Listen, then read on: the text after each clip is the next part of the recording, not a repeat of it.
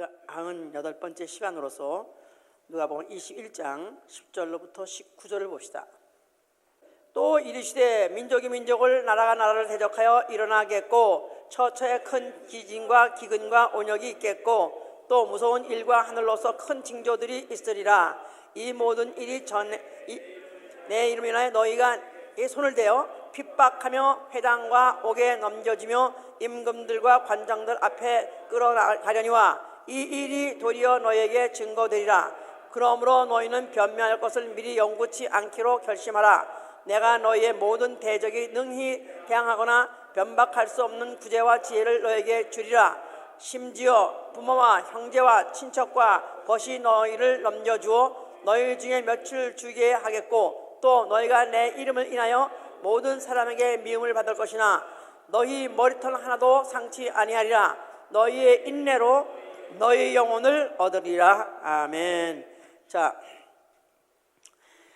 이제 예수 그리스도께서 친히 다가올 종말에 대해서 말씀을 하시고 계시고 종말이 올 때는 이러한 일들이 일어날 것이다 하는 것을 이제 예언하시죠. 이제 종말에 대해서 세상 사람들은 아예 그냥 말세야 그런 말을 하기는 좋아하지만은 우리가 믿는 그런 종말 그런 거는 이제 아예 믿질 않죠. 부정하죠. 이제 그리고 교회를 다니고 믿음이 있다 하는 자라 할지라도 믿음이 없는 자, 나아가서 이제 소망이 없는 자는 그냥 별로 기분 좋아하지 않습니다. 종말에 대해서 얘기하면은 그리 별로 기뻐하지 않아요. 좀 부담을 갖게 되고 약간의 두려움을 갖게 되죠. 이제 그러나 성도라면, 만약에 진정한 그리스도의 성도라면 두려움이 있긴 있죠. 그러나 거기에 반면에 기대도 같이 있는 것입니다.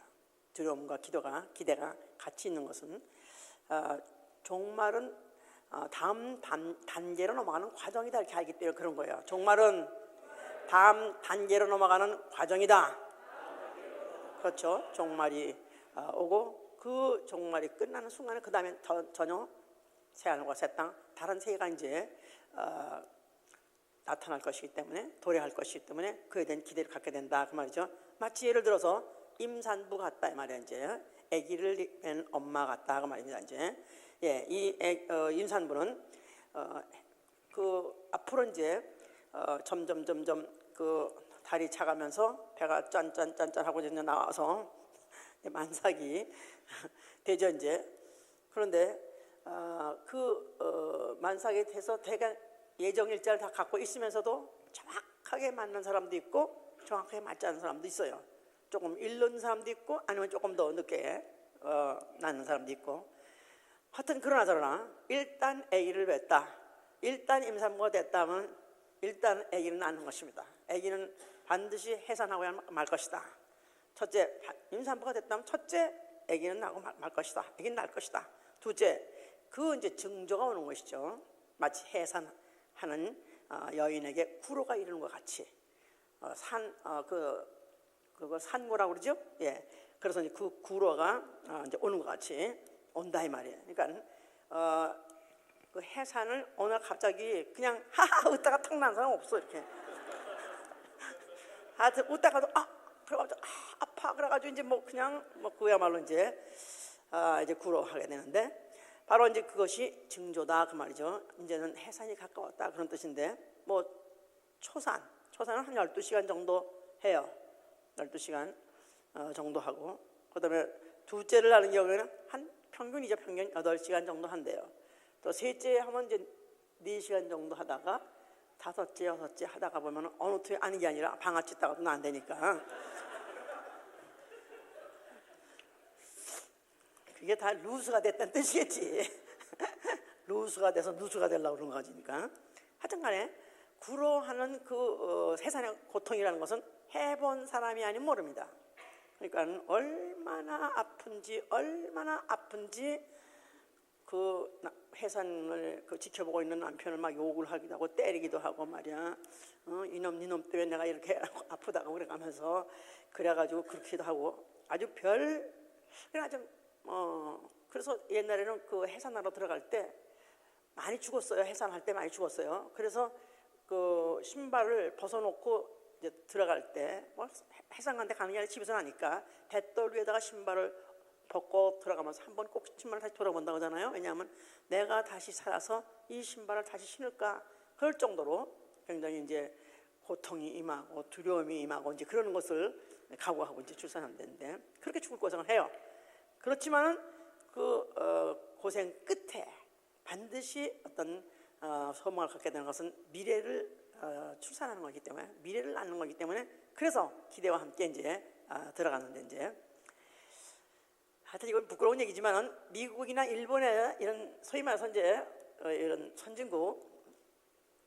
선진국에서는 지금 저 산모들이 들어가서 이제 고통하기 시작해가지고 아파서 못 참겠으니까 더군다나 12시간씩 나 같은 경우에도요 한 번 갔다가 하여튼 나는 원래 아픈 거 못 참으면 되잖아. 얼마나 내가 노래 불렀는지 큰 소리 그래서 또 그런데 또 못 나가지고 다시 안 된다고 그래가지고 다시 또 집에 갔다 오라 그랬어요.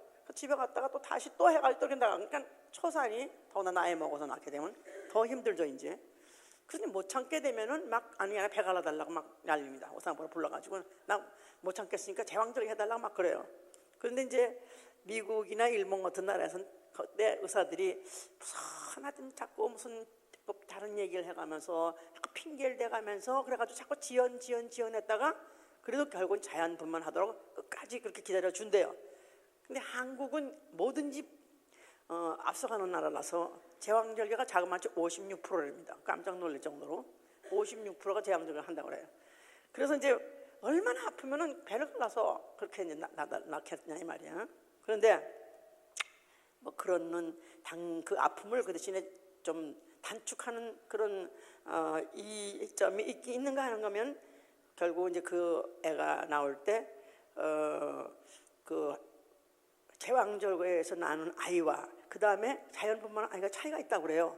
하다못해 그래서 자연 뭐 면역, 뭐 자연 치유 면역 이렇게 말하는 의사들도 애가 나올 때 그 엄마의 그 산골 통해서 그 정식 그 관로 그 관도로 정식 그 요로를 거쳐서 그렇게 나오게 되면은 그 애가 나올 때 무슨 그 엄마에게서부터 그 젖살 받아가지고 나온대요. 그래서 태어날 때부터 유산균을 가지고 나온대 걔가.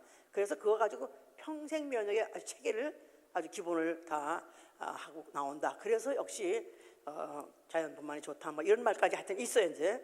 자 어쨌든 간에 이렇게 지금 내가 왜 해산의 얘기를 하고 있냐면은 데살로니가 전서 5장 3절에 보니까 저희가 평안하다 안전하다 할 그때 잉태된 여자에게 조금 커요 해산의 고통이 이름 간다 그래서 잉태한 여자에게 해산의 고통이 갑자기 이제 일이 시작한다.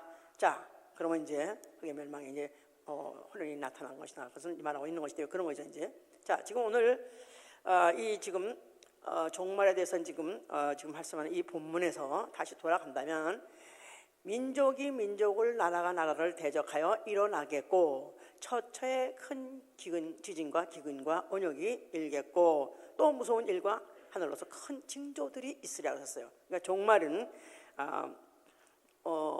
올 텐데 그 오는과 동시에 거기에 따르는 징조가 있다. 그러니까 다행히 징조가 있음으로 인해서 종말이 온다. 이거를 예측할 수 있도록 반드시 징조가 있다는 것입니다. 자, 그래서 이 징조 하면은 보이는 현상으로 나타난다 그 말이죠. 이제 보이는 현상. 그렇다고 그 보이는 현상 이변이 일어났을 때 그때 주님이 온다. 그렇게 생각하면 안 된다 그 말이죠. 이제 이런 모든 것들을 우리가 잘 이해한다면은 먼저 영적으로 이해를 하도록 해야 되는 것은 우리가 이제 일상에도 우리는 특별히 병이 들었다, 또는 사건이 생겼다. 그러면 벌써 우리는 뭐라 그러죠? 예? 병이 들었다, 귀신 사건이 터졌다. 그럼 뭐라 그러죠? 귀신 들었어. 그런 것 같이. 그러니까 굉장히 영적으로 해석한다 이거야. 성경도 마찬가지. 또 종말의 모든 징조도 영적으로 생각하지 않고 하나 하나를 문자 그대로 이제 그것을 풀라고 했다가 이제 3000% 빠진 경우가 너무나 많습니다. 이 종말론에 대해서 다 이제 계시록을 베이스로 해서 이제 종말론을 말하는 사람이 많이 있는데요. 계시록을 해석한 그 책이 1500가지나 된답니다. 모든 성경 중에서 책 단위로 가장 많이 번역을 한 책이 요한계시록인데 바로 하지만 1500가지나 된다고 그래요. 근데 이것은 계시록의 22절에도 말했듯이 이 책의 예언에다가 더하지도 말고 빼지도 말라. 그러니까 만리에 더하면은 거기에 기록한 재앙이 더할 것이요, 만리에 그 예언에서 빼게 되면 오히려 거룩한 성에 참여해서 거의 참여한 데서 재해버리라 했기 때문에 굉장히 요한계시록은 건드리지면 안 되는, 다시 말해서 해석하면 안 되는 책이기 때문에 계시록이라 하기보다는 묵시록이라 말해요. 묵시록. 자, 그러니까 그런 줄 알라. 그냥 그렇다면 그런 줄 알고 참고하라는 뜻이지, 하나하나 그걸 풀다가 이제 결국 이제 영적으로 망한 사람이 너무 많다고 그래요. 이제 예를 들어서 그 계시록 13장에 이제 짐승이 나타날 것인데 뿔이 10개 달린 짐승이 나타난다 그러지 않습니까? 근데 이제 그 뿔을 하나하나 이제 나름대로 이제 해석을 해보려고, 분석을 해보려고, 그래서 10뿔을 하니까 이제 이유가 나온 거죠. 유럽 통합국 말이에요. 유럽 뭐라고지? 유럽? 응? 하여튼 유로파? 예, 이거를 유럽 유나이티드인가? 유럽. 그래서 EU 그가 10나라가 되면, 10나라가 그 당시에는 9나라가 처음에 이제 가입했을 때인데 10나라가 되면은 그때는 짐승이 나타난다 그랬어서요. 그래서 이제 아닌 게나 어느 나라가 이제 언제 가입하냐 해서 굉장히 많이 관심 갖고 또 나아가서는 긴장 상태까지 있었었는데, 지금 현재 14나라 14개국이에요. 이제 이미 10나라는 없고 14개국이 돼버렸어. 지금도 또 대기하고 있는 나라가 몇 나라가 또 있어요. 이제 자, 그러니까 이렇게 이런 것을 하나하나 문자를 풀라고 하다가 결국 이제 오히려 기독교를 허구로 만들어버리는, 거짓말쟁이가 돼버리고 오히려 허구로 만들어버리는 이런 우를 범하게 되고 죄를 범하게 되는 것이죠. 이제 그래서 이 조심해야 될 것, 이 종말의 시기에 대해서 우리는 확실하게 미처 전제하고 우리가 읽어야 될 것은, 종말의 시기는 그날과 그때는 아무도 모르고 그랬었어요. 자, 우리 한번 마태복음, 이건 기본이기 때문에 읽어야 된다. 마태복음 24장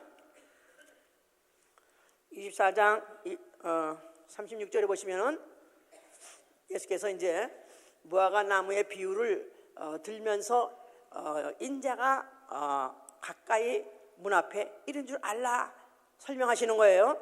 그러면서 34절에 보면은 이 세대가 지나가기 전에 이 일이 다 이루리라. 천지는 없어지겠으나 내 말은 없어지지 아니하리라. 그러나 그날과 그때는 아무도 모르나니 하늘의 천사들도 아들도 모르고 오직 아버지시만 아시니라. 이게 예수 그리스도의 말씀이에요.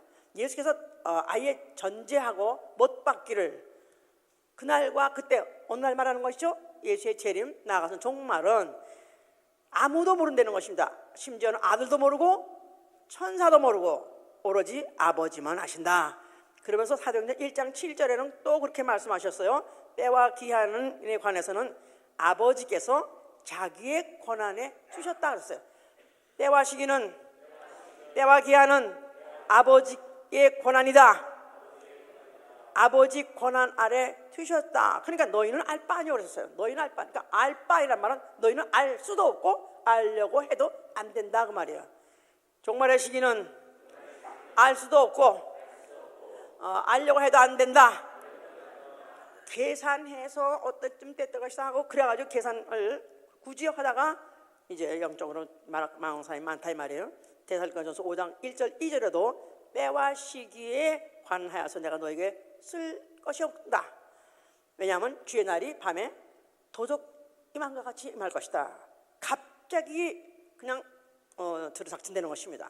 그러니까 이런 날짜에 대해서 관심을 갖고 거기에 또 창령을 하고 이러면은 결국 이제 큰 봉변을 당한다 그 말이죠. 이제 그러니까 이거는 아버지의 권한에 두었다기 때문에 만약 그걸 계산해내거나 알려고 한다면 아버지의 권한을 월권하는 것이다 이 말이에요. 월권행위다. 월권행위.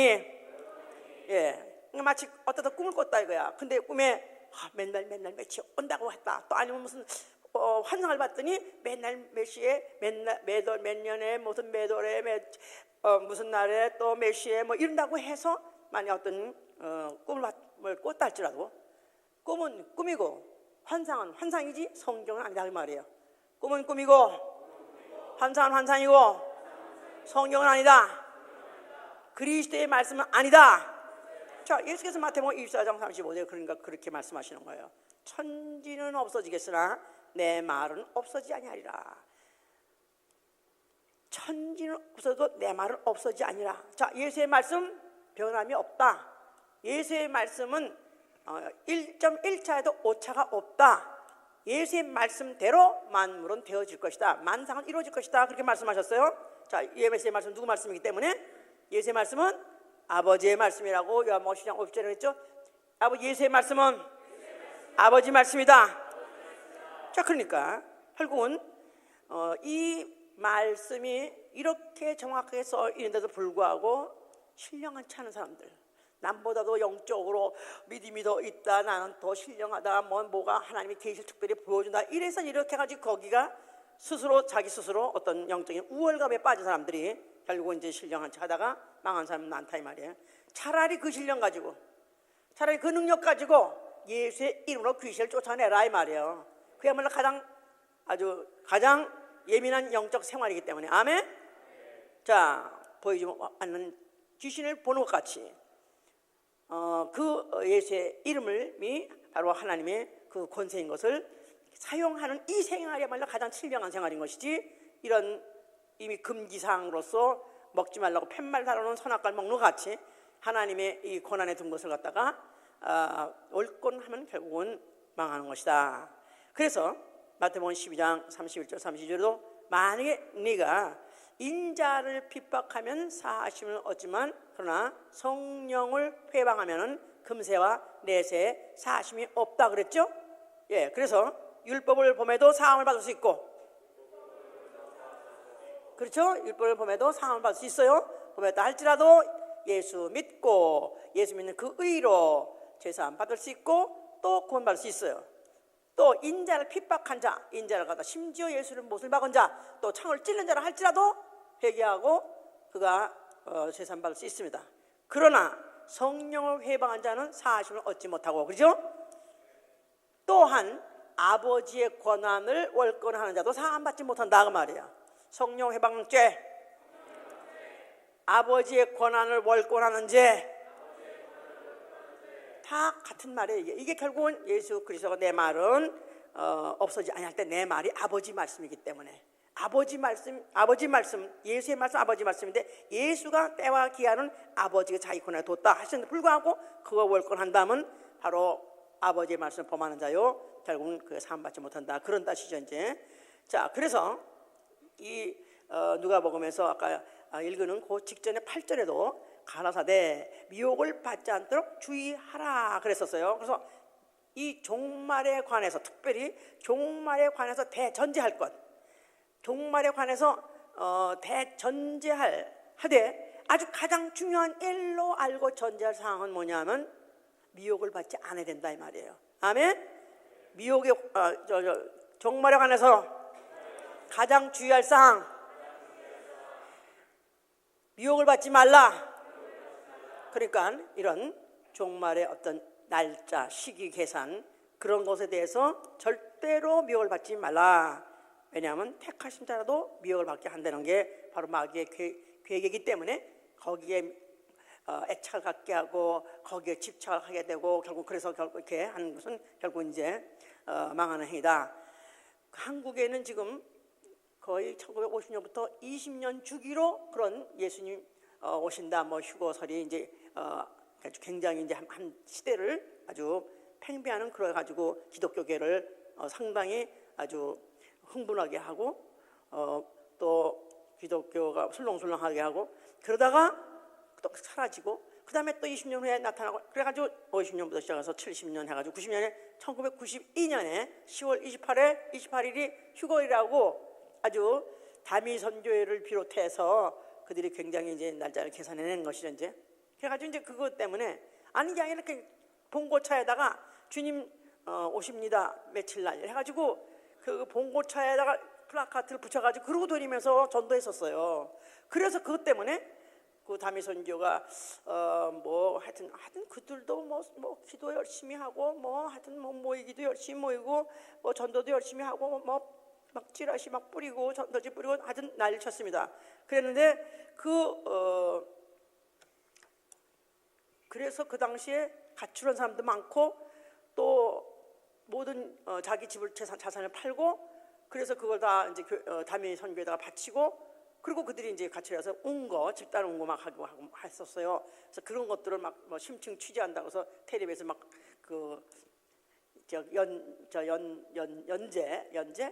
연재 하면서 계속해서 이제 방영하고 했었었다 이 말이에요. 자, 그런데 정작 그날 됐는데 안 오셨다 이거야. 그런데 안 오셨는데 그래가지고 그것 때문에 굉장히 이제 무리가 일어났는데 더 무리가 일어난 것은 그때 집을 바쳐가지고 그 다 했던 교회 그 다미 선교회 그 무슨 목사 있어요. 그래서 그 목사를 또 추적을 해보니까 그 얼마 전에 그 돈으로 굉장히 넓은 땅을 사고 아주 저택을 샀대요. 응? 그러니까 자기도 안 믿는 거를 남한테 믿으라 하고 그러면서 강요해서 결국은 그런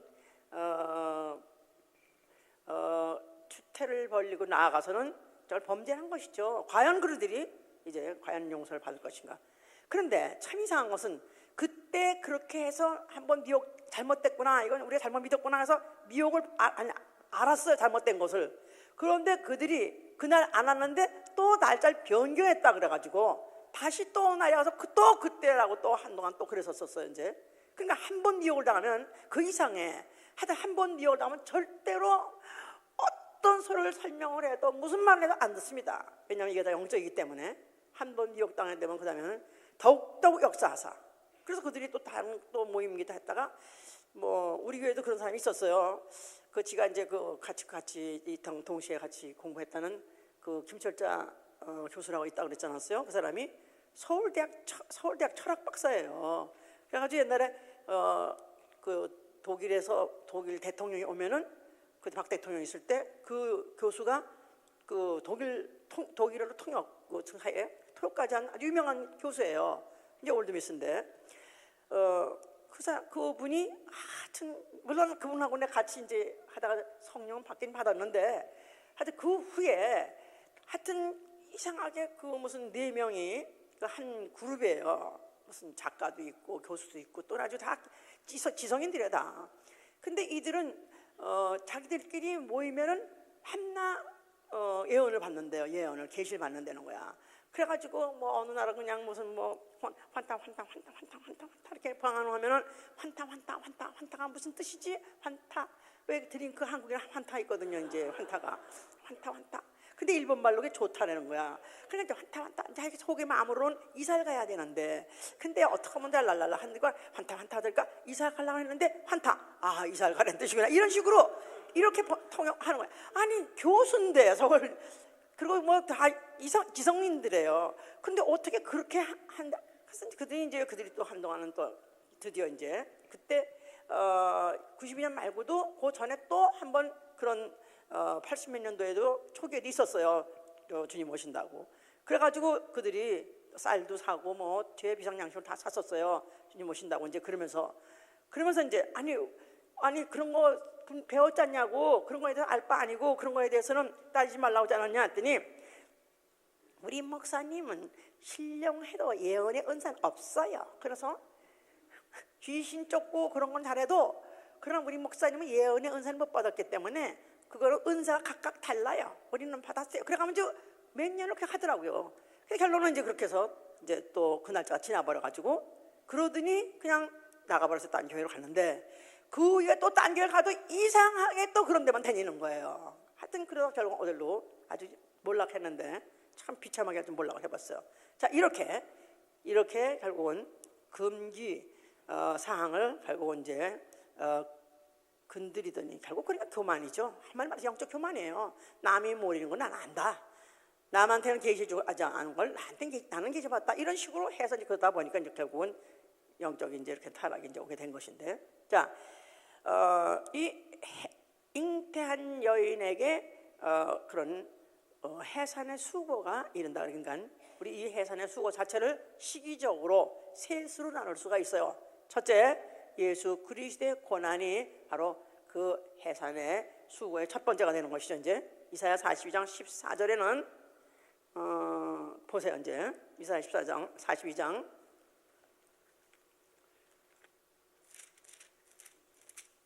예수 그리스도의 고난이 어떻게 있을 것인가, 그 해산에 수고하는 그런 고난이 있을 것이다. 14절에 보니까 14절, 내가 오랫동안 고요히 하며 잠잠하여 참았으나 이제는 내가 해산하는 여인같이 부르짖으리니 숨이 차서 심히 헐떡일 것이라. 자, 예수 그리스도가 언제 이거 예수에 대해서는 예언인데, 예수 그리스도는 그야말로 해산의 수고를 한 그 순간이 있었으니 숨이 차서 헐떡일 정도로 그가 고통을 받은 그 현장이 어디냐면 십자가 현상이었던 것이다. 십자가 선상이었던 것이다. 십자가 고난.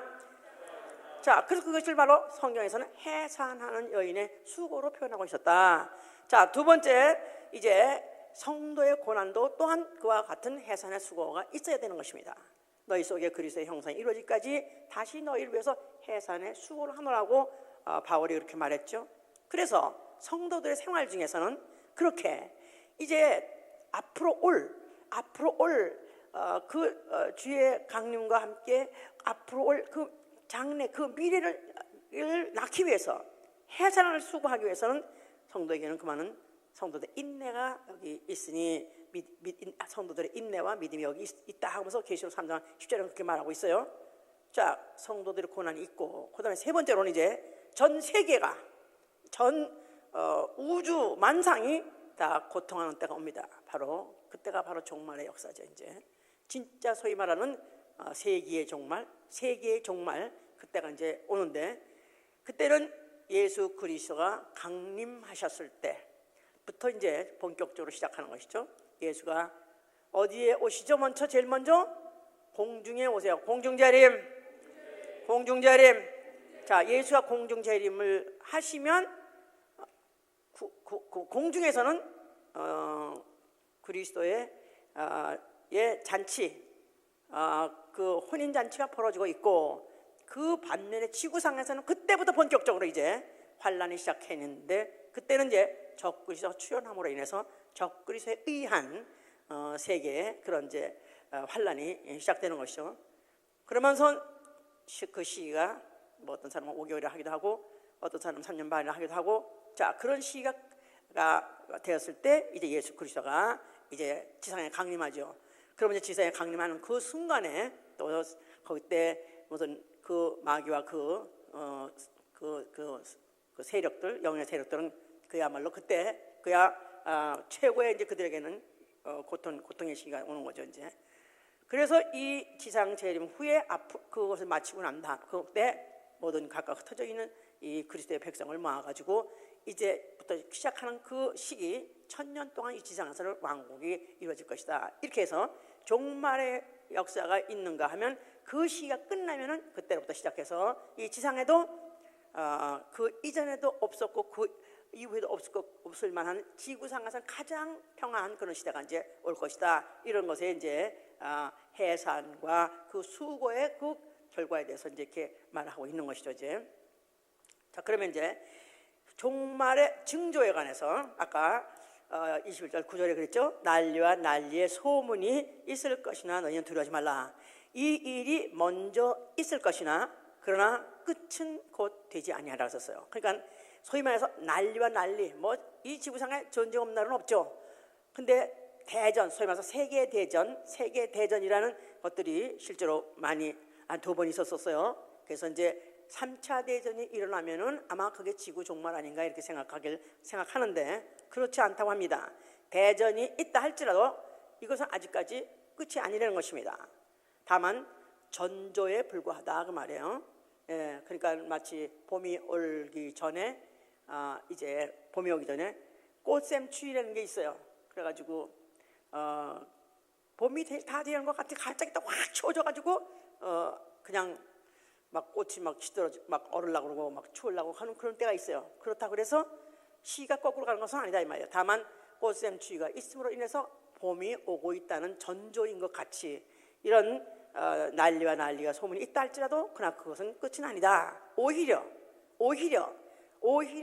그리스도 재림으로 인해서 이 세상에 이 올 그 종말은 어느 때 이루어질 것이냐면 평안하다 할 때, 평안하다 안전하다 할 때 그때에 온다는 것입니다. 그래서 소위 말해서 생각할 때 평상시라고 생각하는 이런 때 오신다는 거예요. 왜냐하면은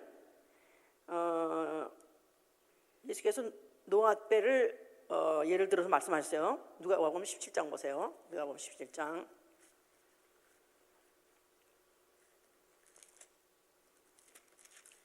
26절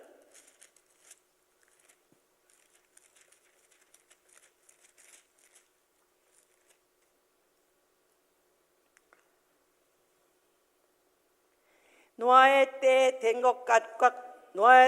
된 것과 같이 인자의 때에도 그러하리라. 노아가 방주에 들어가기 날까지 사람들이 먹고 마시고 장가들고 시집가더니 홍수가 나서 저희를 다 말렸으며 또 롯의 때와 같으리니 사람들이 먹고 마시고 자고 팔고 심고 집을 짓더니 롯이 소돔에 나가던 날에 하늘로서 불과 유황이 비오듯 하여 저희를 멸하였느니라. 예수께서 예를 들어서 자 노아의 때 같다. 또 나아가서는 롯의 때와 같다. 이렇게 말했어요. 그러니까 노아가 방주를 짓고 방주에 들어간 후에 방주에 들어갈 때까지도 사람은 알지도 못했고요. 세상 사람들은 알지 못했고요. 홍수가 시작될 것은 몰랐고요. 또 그들이 실제로 배에 들어가고 난 다음에도 곧 비가 온 게 아니라 7일 후에 왔다고 그랬었어요. 그러니까 그들이 다 없어지고 사라지고 나고 그리고도 7일 후에야 홍수가 덮이기 시작했다 그랬죠. 그때까지 아무도 몰랐다 이 말이에요. 또 롯의 식구들이 소돔성을 떠났어요. 근데 소알성을까지 도착할 때까지 시간이 있었어요. 동틀 때 천사가 나타났고 그 소알성에 가니까 해가 돋았다니까 불과 물론 1시간이나 뭐 그런 정도 차이가 있었겠지만 2시간이나 1시간 정도 그 시간 차이 있을지라도 그때까지는 아무도 몰랐다 이거야. 그들이 비록 떠났다 할지라도 안 보인다 할지라도 전혀 세계를 감지를 못한다 이 말이에요. 예수가 재림하시고 그때 이 땅에 그의 정결한 그리스도의 신부 교회 그 지체들이 공중으로 들러 올라가서 휴거당했다 할지라도 세상은 모른다는 것입니다. 전혀 모른다는 거예요. 아무도 모른다는 거예요. 그냥 여전히 시집가고 장가가고 사고 팔고 자식 낳고 세상 일을 계속해서 한다는 거예요. 그러니까 평안하다 할 때 주님이 도둑같이 나타나신다. 그러니까 어느 날 순간에 퍽한 순간에 없어지는 거야. 퍽한 순간에 여전히 세상 사람은 똑같은 세상과 같지만 세상은 달라져 버린 거예요. 이제 이미 시각은 탁탁탁탁탁 이미 벌써 발동을 해가지고 과연 노아 때는 7일이었었지만은 또 소돔 때는 한 2시간이었지만은 그 다음에 주님이 곧 오시는지 이게 지금 이렇게 이런 때 인자가 나타나는 날도 이러하리라 했기 때문에 우리는 정신을 차리고 있지 아니하면 언제 이런 일을 당할지 모른다 그 말이에요. 자, 그럼 재림의 징조에 대해서 10절에 보니까 여기 지금 나라와 나라가 이제 서로 대적한다 그러지 않았습니까? 지금 1990년대 전만 해도 세계는 양극화가 돼 있었어요. 사상과 이념의 대결로 뭐 사회민주주의냐 아니면 자유민주주의냐 그 사상 이념의 대결이었었어요 이제. 근데 그 이후로 현재는 사상 이념의 대결이 거의 모든 나라에서 그리 큰 문제가 되지 않는다고 그래요. 뭐 한국 예외는 거의 지금 모든 나라는 사상 싸움은 거의 하지 않고 무슨 싸움이냐 먹고 사는 싸움이죠. 경제 싸움이야 이제. 그런데 그러면서 이제 민족주의가 굉장히 이제 성해져 가지고 그것 때문에 또 대전이 물론 일어나기도 했죠. 이제 세계 1, 2차 대전이 다 민족 대결이니까 사실은 무슨 게르만 민족이 어떻고 아리안족이 어떻고 그래가면서 그래서 모든 다른 민족들을 갖다가 이제 대결을 했던 큰 전쟁이 있었다 이 말이에요. 그러니까 나라와 나라가 또 민족이 그렇게 서로 싸운다 그랬었어요. 자, 그런데 이제 사상과 이념 대결이 이미 끝났고 거의 끝났다고 보고 이 지금 민족 대결이 지금 대전으로서 크게 있었었는데 사실 이보다 더 앞으로 올 무서운 전쟁은 종교 전쟁이다. 소위 말해서 종교 대결이다 그 말이죠 이제. 그러니까 이 종교 대결이 무서운 것은 종교의 대결은 끝장이 뭐냐면 그냥 순교예요. 그냥 죽는 거야. 그러니까 결국은 죽음을 부르는 거니까 정말 죽음을 전제하고 죽음을 부르는 전쟁이기 때문에 양보 없이 결국은 피 터지는 싸움을 이제 하는 때가 재림의 징조다. 재림의 징조가 그런 징조 있어야 끝이 올 것이다. 이제 그런 뜻이에요 이제. 자, 지금 우리가 아시다시피 이시스라는 이슬람 스테이트 오브 이라크 앤 시리아 그래가지고 그 사람들이 다 뭐냐면 나라는 다르지만 그냥 종교적으로서 이슬람이라는 공통점을 가지고 그 이슬람이 무슨 그 이상이 닥트린이죠. 걔들도 그것이 지배하는 나라를 세운다 해가지고 세웠어요. 근데 지금 현재 그야말로 돌풍같이 그들이 지금 퍼져나가고 싸우는데 현재 손을 쓸 수가 없을 정도로 지금 계속해서 지금 당하고 있으면서도 과연 지금 어떤 해결의 기미가 보이지 않는다 그 말이에요. 자, 그런 것들이 있어야 결국은 그것이 증조가 될 것이다. 자, 거기다가 또 11절에는 처처에 큰 지진이 있겠고 기근이 있겠고 온역이 있을 것이다. 또 그래서 무서운 일이 벌어질 것이며 이것들이 하늘에서 오는 큰 징조들이 될 것이다 그랬었어요. 그래서 지금 지진 말할 거 없습니다. 이제는 지진이 뭐 몇백 명 죽는 거는 그건 그냥 눈을 깎다가 않지 않습니다. 이제는 뭐 그야말로 몇천 명이 죽어도 그런가 보다 할 정도로 이제는 지진이 너무 자주 너무 큰 지진들이 많이 거기다가 기근 지금도 기근이 있는 나라들이 많이 있습니다. 거기다가 온역은 페스틸런스라 그래가지고 바로 유행병, 전염병이에요. 유행병, 전염병 이런 것들이 먼저 있을 것이라고 그랬었어요. 그러니까 주님 오시기 전에 종말 전에 유행병이 성행되는 것입니다. 지금 우리가 걱정하고 있는 병 뭐죠? 예. 근데 뭐 사스니 홍콩 독감이니 나아가서 말라리아 이 말라리아라는 것도 이거 장난 아니라고요. 1년에 감염하는 그 환자가 인구가 보통 2억 3억이 매년 감염된대요. 말라리아가 2억이나 3억 인구가 말라리아에 감염이 된대요. 그래서 사망자가 수백만 명, 200명, 200만 명, 300만 명이 나온답니다. 이렇게 지금 말라리아는 그런 원역이 있는데 아직도 갈피를 못 잡고 있는 거예요. 아직도 그 치료제가 지금 완전히 나오지 않은 거예요. 그래서 이것이 왜 이렇게 지금 수많은 사람들이 감염되고 죽느냐 하면은 뭐 이볼라도 말할 거 없죠. 왜냐하면 이게 교통의 발달로 인해서 전 세계가 일권이 돼버린 거예요. 그래서 이 확산은 시간 문제, 이건 시간 문제인데 지금 이볼라라는 것도 1974년인가 처음으로 역사는 기록되기를 1914년에 처음으로 발병 것이 나타나서 이름을 뭘로 지을까 했는데 그 이름이 그 동네 그 가까이 있는 강의 이름이 이볼라래요. 그래서 그 강을 이름을 따서 이제 이볼라라고 했는데 바로 지금 그것이 역사적으로 그때 뭐 몇백 명이 죽었었다. 저 또 몇십 년 쉬었어요. 그러다가 또 십몇십 년 후에 1990년인데 또 나왔어요. 하여튼 20년에 또 나타나다가 지금 네 번째로 이렇게 지금 크게 지금 가장 큰 게 지금 요새 이렇게 서아프리카에서 지금 이렇게 시작을 해가지고 그래서 그렇게 시작을 해서 그런가 보다 했더니 어느 틈에가 달라서 어느 틈에가 뉴저지까지 이렇게 지금 막 순간순간에 막 가까이 온다는 게 이렇게 너무 실감이 나고 할 정도로. 그런데 지금 이 마지막 그 시대에 바로 주님 오시기 직전에 이런 온역이 이런 창궐할 것이다. 근데 지금 이 온역을 이걸 어떻게 해야 근종을 시키나, 소위 말해서 이제 어떻게 하면 중단을 시키나, 퍼지지 않도록 그러려고 이 미국 하버드 의대에서 무슨 그 조사 팀들을 만들어서 연구를 한 적이 있었대요. 그러니까 말라리아 아프리카에 그 창궐 하는 그것을 이제 어떻게 하면 그 감염 그 과정을 추적하려고 했는데, 그걸 어떻게 추적을 했느냐, 그래서 그게 어디서부터 시작해서 어떻게 퍼졌다는 것을 결국 이제 발표를 했는데, 무엇으로 그것을 무슨 기구를 가지고 사용했느냐니까 스마트폰을 가지고 했대요. 스마트폰에 바로 그 사람들 이동 통로가 결국 다 추적이 된다네.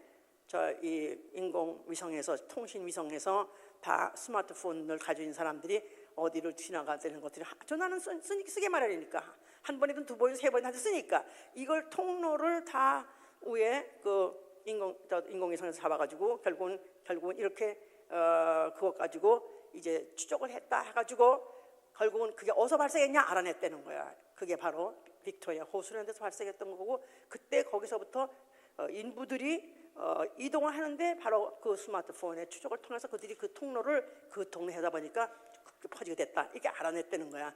여기에 깜짝 놀라는 일은 이제는 그런 병을 추적하는데, 인구 이동하는데 결국은 스마트폰이라는 소위 말해서 이동통신을 지금 사용하고 있다는, 이거 사실 무서운 일이에요. 다 가지고 계시죠? 예? 오늘 지금 이 시간에 예수 복음 꽤 있네 얘가. 게다가 이제 11시쯤은 다 집에 가네. 다 그냥 서로와 뭐 어디 있어요, 잘 가요 이러면서 서로 문자 해보는 거, 이게 다 지금 기록되고 다 추적이 되는 이 사실, 이게 벌고 뭐에 대한 기록을 우리가 제공하는 거냐, 뭐에 대한 현재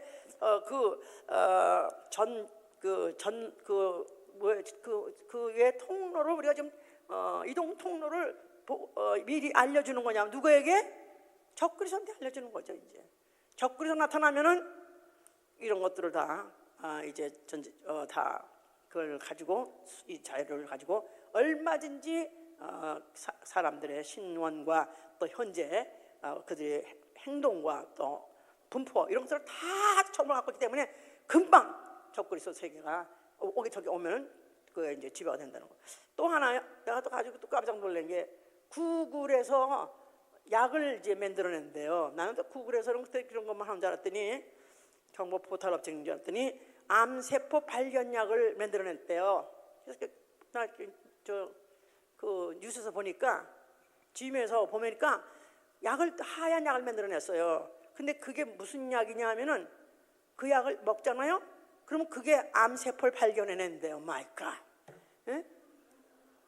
암세포를 발견한다. 그게 컴퓨터 칩이 들어가는 거겠지. 그러니까 그 약이 무슨 화학적인 그런 약이 아니라 물리적으로 무슨 뭐를 사진을 찍어서 여기 무슨 이상한 세포가 있다, 여기 있으면 안 되는 이상한 세포가 여기 생겼다, 이런 거를 보고해 주는 거래 이게. 오 마이 갓. 그래서 칩을 따로 맞을 것도 아니라 이젠 그 약을 또 사 먹지 마세요. 그러니까 한 번 마셔. 이렇게 지금 무슨 온역이니 불치병이니 이런 것들이 있어서 이런 것들을 치유하고 어떻게든지 나려고 하는데, 모든 것들이 다 그것을 해결하게 해주는 것들이 결론 다 무슨 제공을 하는 거냐 하면 바로 앞으로 적그리스도가 나타나면은 전 인류를 꼼짝 못하는 그런 그 통제 안에 들어가게 하는 다만 도구로서 지금 이게 발전하고 있다. 무섭게 발전하고 있는 것입니다. 자, 이렇기 때문에 이제 적그리스도가 활동하는 통로를 이렇게 준비해놓고 열어놓고 있다는 이 사실 자체가 예수 그리스도, 우리 주 예수 그리스도 곧 오십니다 그 말이에요. 주 예수 그리스도 곧 오신다. 주 예수 그리스도 곧 오신다. 그러니까 어느 날 갑자기 밤에 도둑같이 딱 나타나면 순간에 그냥 나타나 버리신다. 이렇게 우리가 알아야 되는 것이다. 그래서 이제 이런 모든, 그런데 예수께서 하신 말씀이, 이렇게 내가 올 것인데 이렇게 내가 이런 모든 일이 이르기 전에 너희는 내 이름을 인해서 핍박을 받으라 하셨어요. 그러니까 이제 예수 그리스도를 믿고 그 예수 그리스도에서 구원을 받고자 하는 자에게는 반드시 핍박이 있는다는 거예요. 핍박을 피할 수 없다는 것입니다. 오히려 핍박을 받을 때 너희가 이 일이 도리어 너에게 증거가 되리라고 썼어요. 예수의 이름을 인해서 핍박받는 자는 뭐라고 그랬죠? 복이 있나니. 아멘 할렐루야. 예수 그리스도 인해서 손해를 보고 예수 그리스도 인해서 불이익을 당하고 예수 그리스도 인해서 박해를 당한다면 오히려 이것이 너에게 증거가 되는 것이니 주 예수 그리스도 바로 네 집 문 앞에 있다. 때가 가까웠다. 이거를 증거하신다는 것입니다. 자, 그러면서 너에게 그때 너에게 변명할 것과 그것을 변명할 것에 대해서 네가 연구하거나 연구할 필요 없다. 내가 너희 대적을 능히 대항할 수 있는, 그리고 또 너희 대적이 변박할 수 없는 구제와 지혜를 너에게 주리라 그랬었어요. 성령이 임하시면 예수 그리스도의 지혜와 예수 그리스도의 구제를 주신다. 그러니까 성령이 임하시면 우리가 무엇을 어떻게 말할까, 누구한테 잡혀갔을 때 뭐라고 말할까, 변명할까 걱정이 없냐지 말라는 것입니다. 성령이 너희 속에서 말하게 하시리라. 예수 그리스도가 과연 누구시며 예수 그리스도가 무슨 일을 행하셨으며 그와 나와의 관계는 어떤 관계면 이걸 내가 담대하게 말할 수 있게 해 주신다는 것입니다. 걱정하지 말라는 것입니다. 아멘 할렐루야. 그러니까 너희는 지금도 부모, 형제, 친척 대단하게 하냐? 그러나 그때가 되면은 부모와 형제와 친척 이런 벗이 오히려 너희를 넘겨준다는 것입니다. 너희를 넘겨주게 하고 너희를 죽게 한다는 거예요. 그렇죠? 16절에. 그러니까 부모와 형제, 친척, 그러니까 아예 예수 믿자마자 부모도 또 형제도 친척도 다 우리는 누구로 간주하고 살아야 돼요? 모라세스께서 원수라고 했지 않았어요? 그 말 안 해? 하기 싫어? 지금 현재는 부모나 형제나 친척이나 벗이나 그런 사람들을 위해서, 그런 사람들에 의해서, 나아가서는 그런 자들을 위해서 우리 생을 그를 위해서 희생하고 탕진한다고 말이에요. 그러나 그때가 되면은 그들이 오히려 너희를 남겨주겠다는 것입니다. 너희를 갖다 죽음에 남겨준다는 거예요. 그러니까 그때가 아직 안 됐기 때문에 현재는 이런 관계를 유지하고 있었다 할지라도 그 마지막 때서 마지막에 그 내 믿음을 그야말로 변백해야 되고 내 믿음의 그 실체를 고백해야 될 때는 오히려 그런 자들이 그것을 반대할 것이고 나아가서는 또 하지 못하도록 회유할 것이고 해서 원수짓을 하고야 만드는 것입니다. 지금부터 아예 영적 생활하는 데는 나의 가족도 아니면 나의 남편도 아니 심지어 같이 교회를 다니고 있고 같이 성도 생활하고 있다 할지라도 신앙은 내가 책임져야 되는 것이다 이 말이에요. 내 영혼은 내가 책임진다. 내 신앙은 나밖에 책임질 자가 없다. 아무에게도 내 영혼을 맡길 수 없는 것이고 아무에게도 내 믿음을 의지할 수 없는 것이다 이 말이야. 나 영혼을 내가 책임져야 되는 것이고 나 영혼을 내가 구원해야 된다 그 말이에요. 할렐루야. 그래서 너희가 내 이름으로 만약에 미움을 받느냐 또 핍박을 받느냐 아니면 고난을 당하느냐 그러나 너희는 결코 두려워하지 말라. 너희 머리털 하나도 상하지 아니하리라. 투철한 믿음, 투철한 내가 신앙을 갖고 정말 내가 이 싸움을 싸고 이 승리하는 자들은 기필코 승리하고야 만다는 것을 예수께서 보장하신 말씀을 했어요. 그러면서 19절에 가니까 너희의 인내로 너희 영혼을 얻으라고 결론을 내시는 거예요. 너희의 인내로 너희의 영혼을 얻으라.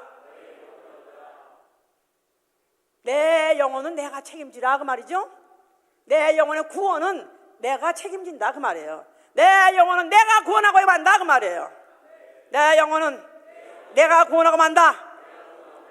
내 영혼은 아무에게도 맡길 수 없다. 내 영혼은 내가 구원한다. 그렇습니까? 그래요? 그렇게 말하면서도 실제로 얼마나 가족 때문에 얼마나 혈육 때문에 많이 양보합니까? 이게 아주 사람이 나이스하고 착하고 신사하고 그래서 세상 사람들은 그래서 그렇게 생각하고 오히려 그런 사람을 존경하고 칭찬해줘요. 그러나 성경은 그렇지 않아요. 더군다나 종말을 앞에 두고 사는 사람, 언젠가 곧 나타나시려면 나타나시는 그 분 오신 데는 그 시간을 전제하고 산다면 나 영혼 나밖에 책임질 수 없다 그 말이에요. 나 영혼의 구원은 나밖에 할 수 있는 자가 없다 그 말이에요. 그러니까 만약에 형제가 내 믿음에 회방이 된다면 형제를 내가 원수시 삼아서라도 칼로 잘라버려야 되는 것이다 이 말이야. 칼로 잘라버려야 되는 거야. 또 만약에 내 부인이라 할지라도 내 믿음의 동역자가 되지 않고 내 믿음에 회방이 된다면 칼로 잘라버려야 되는 것이다 이 말이에요. 만약에 자식이라 할지라도 내 믿음에 걸림돌이 되고 만약에 이 종말을 사는 이 신앙, 종말적 이 신앙에 회방이 된다면 잘라버려야 되는 것이다. 그렇다고 해서 가출하라는 뜻은 아니에요. 이혼하라는 뜻도 아니에요. 그러나 있어도 없는 것까지 살아야 되는 것이다 이 말이에요. 있어도 없는 것까지 살아야 된다. 내가 몸 밖에 있는지 몸 안에 있는지 초월하고 살아야 되는 것이다. 그러니까 이 성경은 아니 예수 그리스도께서는 얼마나 이기적인 존재로 이 신앙생활을 이기적인 그런 태도로 하라고 요구하는지 몰라요. 이 세상 사람들은 양보하고 절충하는 것을 아주 훌륭하다고 생각하지만 성경에서는 양보하고 절충을 불신앙이라고 믿는다 이 말이에요. 불신앙으로 간주한다 그 말이에요. 그러나 이런 것들 때문에 얼마나 좀 많이 양보하고 그러면서 그리스도에서 멀어지고, 자 그러니까 너희 인내로 너희 영혼을 얻으라 하겠습니다. 인내, 참음, 견딤. 참고 견디는 거예요. 욕을 먹어도 참고, 또 핍박을 받아도 참고, 또 구박을 받아도 참고, 손해를 받아도 참고, 하여튼 오해를 받아도 다 참고 견디는 거예요. 누가복음 8장 15절에는 좋은 땅은 누구냐? 옥토는 누구냐 하면은 말씀을 듣고 지키어 인내로 결실하는 자다 썼어요. 그러니까 내가 옥토인지 아닌지 뭘로 알 수 있느냐? 또 내가 이 종말 이 시기에 정말로 주님이 오실 때 내가 땅에 있으려는지 아니면 하늘나라에 가 있으려는지, 땅에 있으려는지 아니면 공중에 있으려는지, 이 둘 중에 이 갈림길에서 내가 나간 어떤 장가 말씀을 듣고 지켜야 되는 거예요. 말씀을 듣고 지킨다, 말씀을 듣고 순종하리라. 자, 그런 사람만 인내로서 결실하는 자라고 그랬고요. 또 11에서 10장 36절에는요 너희에게 인내가 필요함은 하나님의 뜻을 행한 후 약속을 받기 위함이라 그랬었어요. 하나님의 뜻을 행한 후 예수 그리스도의 말씀대로 살고 예수 그리스도의 말씀대로 지켜 인내로서 결실하는 자. 자, 하나님의 뜻을 행한 자는 왜 약속을 받기 위함이다 이 말이에요. 약속, 무슨 약속? 약속이라는 것을 내가 갖고 있다. 약속어음을 갖고 있다 이 말이에요. 그러면 그 약속어음 자체는 내 신앙의 결국이 아니다 이 말이에요. 신앙의 결국은 그 어음이 현무라가 돼야 되는데 그 현무라가 될 때는 언제냐면 예수님 오실 때다 그 말이에요. 예수님이 오시면 그가 내 이름을 불러준다는 것입니다. 예수께서 내가 가면은 처설 예비하고 처사가 다 예비하면 내가 다시 오리라, 너희를 와서 데려가라 하지 않습니까? 그 약속, 주님이 오시면은 나를 데려가시다는 그 약속, 그게 이루어져야 된다 이 말이에요. 그때 만약에 버려버린다면 left behind가 되는 거죠. 버림을 받는 자가 된다면 망하는 것이다 이 말이에요. 차라리 불신자는 아무것도 모르고 지옥 가는 건 당연한 거고 가도 싼 거고, 그런데 그래도 예수라도 믿는다고 교회 다니고 또 성수를 한다고 또 일주일에 하루를 또 쉬지도 못하고 또 교회 와서 보내고 또 없는 돈에 11조까지 내고 또 헌신까지 하고, 이렇게 내가 이런 모든 교회 행사 순서에는 참여했다 이거야. 그러나 만약에 끝까지 말씀을 듣고 지켜서 인내로 결실하지 못한다면 이 모든 것들이 다 우리에게 무슨 유익이 있겠느냐? 그날에 그 약속이 나한테 이루어져야 되는 거예요. 아멘. 예수 그리스도가 강림한다면 아멘 하세요. 바로 내가 너희를 내 아버지 집에 데려가리라는 그 약속이 내게서 이루어지사이다. 그게 그래서 인내가 필요한 것이라는 거예요. 예? 그래서 히브리서 12장 1절에도 인내로서 우리 앞에 당한 경주를 경주하며, 그래서 인내하면서 경주를 경주하는 것입니다. 마라톤 뛰는 사람들 보면은 하여튼 얼마나 고통하면서, 얼마나 참으면서, 얼마나 주저앉고 싶겠어요. 얼마나 도중하지 하고 싶겠어요. 그러면서 그걸 끝까지 참 그런 이제 사람들 이렇게 볼 때마다, 저런 사람들은 어쩌면 저렇게 사력을 다하면서 저걸 끝까지 이렇게 저걸 하고 말까. 나는 빵 쏘자마자 탁 주저앉을 것 같아. 근데 어떻게 하면 저 사람들 그걸 끝까지 마칠까? 초인간적인 힘을 다해. 초인간적인 힘을 다해. 그런데 거기다가 또 어떤 사람은 불구자예요. 불구자인데도 또 그걸 또 하여튼 또 남보다 너무 시간 늦게 갔지만 하여튼 그렇게 또 그렇게 들어온 사람도 있어요. 끝까지 마친 사람도 있어. 그러니까 이를 악물고 사력을 다하면서, 그러면서 그 결승점을 향해서 추월하고 경주한다 이 말이에요. 이게 바로 신앙생활이다 이 말이에요. 이 신앙생활인 것은 바로 결승점, 목적이 있다 이 말이에요. 주님 오시는 날에 주님이 나를 데려가시라는 그 목적이 있다 이 말이에요. 이걸 놓고 이를 악물고 사력을 다해서 하는 것이다 이 말이에요. 나는 이 의지가 약한 사람들 참 이거 어떻게 하면 좋나. 이 의지가 약해. 그럼 며칠을 또 은혜 받으면 또 해요. 그럼 며칠이면 또 다 나사를 아무리 조여놔도 이게 풀어지는 거라. 이게 풀어져.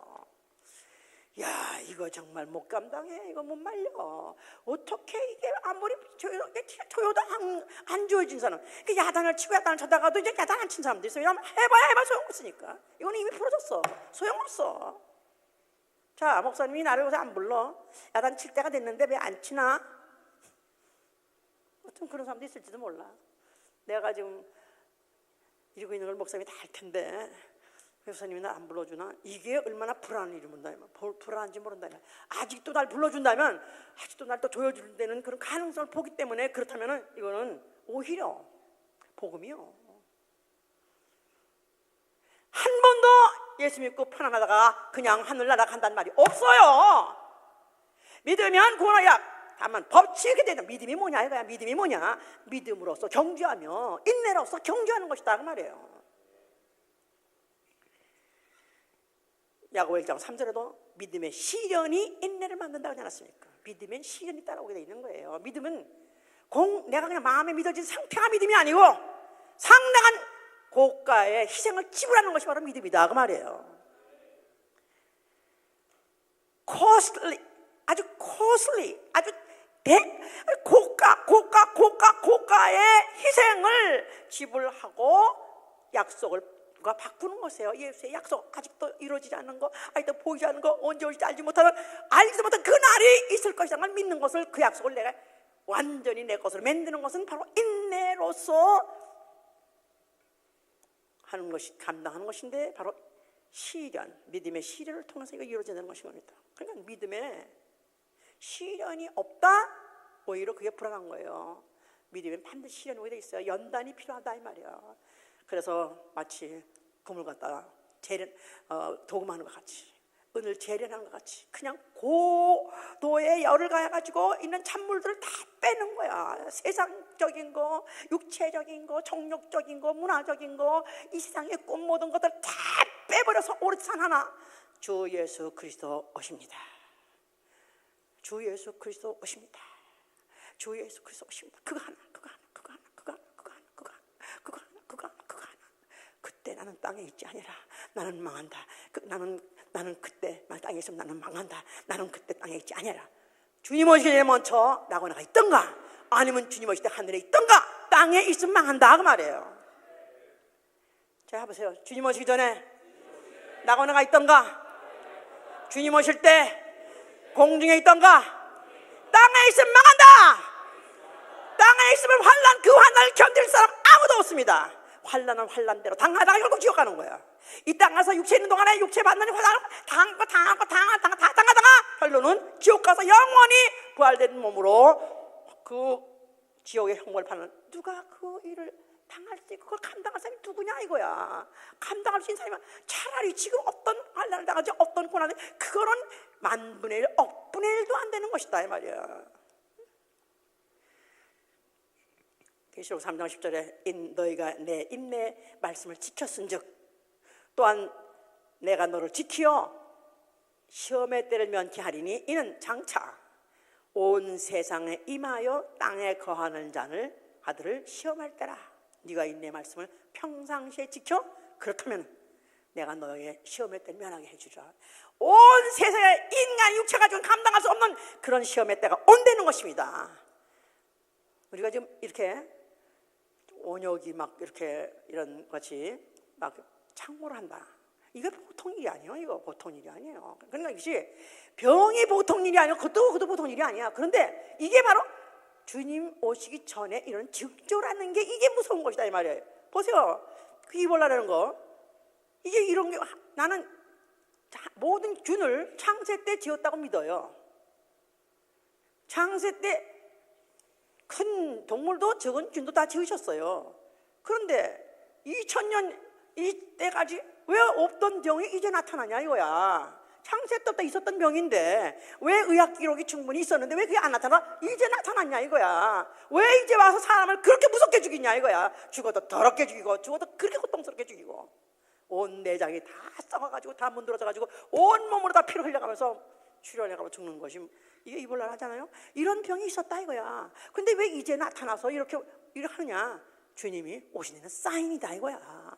증조다 그 말이야. 아니 무슨 사인이 더 필요합니까? 아니 난 더 뭘 이걸 믿고 하려면 무슨 증조를 더 봐야 됩니까? 이렇게 다 구체적으로 보여주는데 뭐를 더 보여주길 바라느냐 이거야. 예수 그리스도 말씀 자체를 믿어야 돼요. 주님께서 내가 처소를 예배하게 되면 내가 곧 오리라 하세요. 곧 오리라. 그러니까 믿는 사람은 내 대에 온다고 믿어야 그게 정상적인 믿음이죠. 곧 오시라. 잠시 잠깐 후면 오실 리가 오시리니. 잠시 잠깐 후면 오실 리가 오시니 지체치 아니하리라. 아무리 고통스럽고 아무리 힘들고 아무리 어렵다 할지라도 잠시 잠깐 후면 오실 리가 오시리라. 오실 리가 오시리라. 내 고통에 끝이 있다. 내 환난에 끝이 있다. 내 어려움도 끝이 있다. 다 끝이 있다. 다 끝이 있다. 주님 오시면서 다 끝나버린다. 그러나 주님은 오시면 새 하늘과 새 땅이 보이리. 아멘 할렐루야. 이런 믿음을 가지고 우리가 다시 시작해야 된다 이 말이에요. 아멘 아멘 할렐루야. 자 2000년 전에 이 예수께서 말씀하신 그 말씀을 가진 자들은 그 말씀 문자 그대로 이루어진 걸 믿고 그들이 나가서 모든 걸 다 버리고 나가서 전도하면서 칼에 죽임을 당하고 또 돌에 맞아 죽임을 당하고 짐승에 찢겨 죽이고 그래서 그들이 실제로 육체에서 많은 고통을 당하면서 그들이 죽었습니다. 그들의 일생은 비참하게 짝이 없었지만은 정말 어쩌면 불행하고 나아가서는 아주 실패한 것 같지만 성경에서는 그런 자들에게 새로운 몸을 입혀줄 때 영광의 면류관을 씌워준다 했으니 이렇게 살다가 그렇게 죽는데 성공한 사람이 차라리 부럽지 않습니까? 자, 우리는 그런 물리적인 환난과 핍박이 현재 없기 때문에 다행은 다행이지만 이러기 때문에 믿음 지기가 더 어려운 거예요. 오히려 환난이 오면요, 성령의 역사가 더 그만큼 크기 때문에 그래서 그때는 오히려 내가 생각하기보다도 더 큰 믿음을 가질 수 있고 더 믿음의 담력을 가질 수가 있어요. 그런데 오히려 이 믿음 지기가 더 어려운 게 뭐냐면 편안하다, 안전하다, 이때가 더 어렵다 이거야. 그냥 보통 사람들 다 저렇게 살고 남들 다 저렇게 하는데 왜 나만 참 유난을 떨어가면서 나 완전 딴 생각을 하면서 이거 미친 거 아니야? 그렇죠? 그러니까 더 힘든 거예요. 차라리 죽이고 차라리 가두고 이러면 사람이 피를 보면은 갑자기 사람이 더 광분하기 쉬워요. 더 흥분하기 쉽다고 이제 그러면서 어떤 극단적인 결단을 하게 되고 그런 행동하게 한다고요. 오히려 평안하다, 안전하다 이때가 차라리 위험한 때나 이때 바로 주님 오신다 했으니 바로 우리는 정말 다시 정신 차리고 나는 오로지 주의 말씀 주님이 오신다고 하셨지 그 말씀 하나 붙잡고 나는 이 세상에 살되 나는 이 오늘 하루를 마지막으로 살라고 하실 예수로 축원합니다. 바로 내 영혼의 구원의 마지막으로 알고 오늘 하루를 살라고 작정하실 예수로 축원합니다. 잠깐 후면 오실 이가 오실 것입니다. 할렐루야. 성도들의 인내가 여기 있나니 하나님의 계명과 예수의 믿음을 지키는 자라 그랬으니까 우리는 그래서 어떻든지 정말 우리 주 예수 그리스도의 말씀을 지키고 그 말씀대로 내가 순종복으로 나가서 전하고 정말로 이것을 하면서 질풍같이 달려감으로써 세월을 역행하는 자가 되시길 위해서 축원합니다. 막 지금 급살이 하죠. 물살이 세서 급살같이 막 흐를 때 이때 우리는 이것의 세월을 역행하는 자.